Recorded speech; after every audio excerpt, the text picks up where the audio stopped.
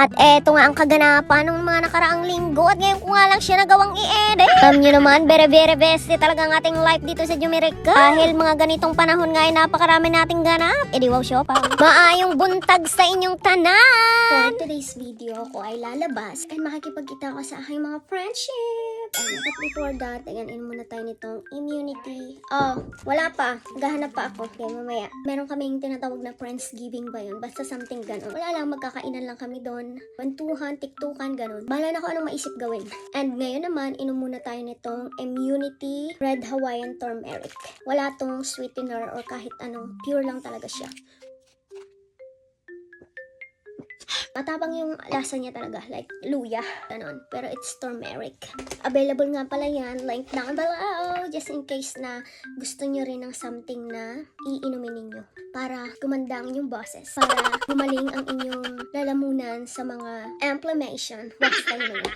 Parang bongalicious na.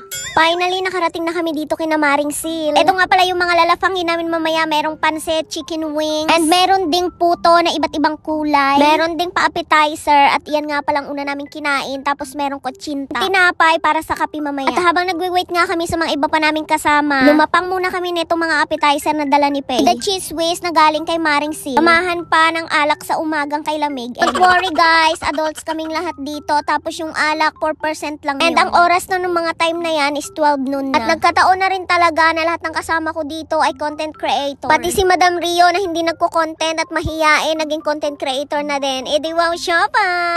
At ito nga pala si Maring Sil na may-ari ng mansyong ito. Ito naman si Chinita na live streamer sa Titi. At ito nga pala yung lagi niyang kasama si Darling ng Titi. Tapos ng konting lapangan, ito nga nagpa-practice kami ng aming performance mamaya. Wow, Shopa, diba?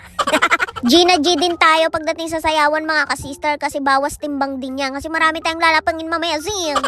Eto nga palang dance step na pinapractice namin, i-entry namin to dun sa titi. May bayad ang entry na to kaya kailangan nating manalo zis para may pangkapi tayo at tinapay later.